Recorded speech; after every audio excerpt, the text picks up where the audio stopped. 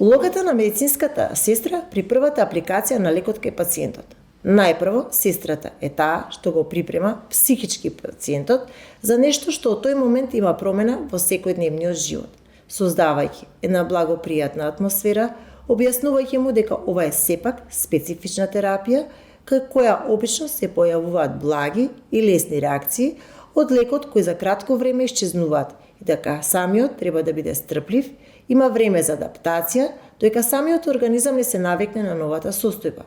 Му објаснува дека може да се даде премедикација, например таблета парацетамол, дека може да има и локални промени на местата каде што се аплицира лекот. Се дава совет за правилно и стерилно припремање и аплицирање на лекот кај оние пациенти што треба да го примаат лекот со само инектирање. Додека па кај оние што го примаат во инфузија лекот и разбираме нивната состојба за нивното секое доаѓање, дека представува терет како психички, така и физички. Но мора да го сватат дека тоа е сепак за нивното добро и дека тоа не треба да го сваќа толку сериозно.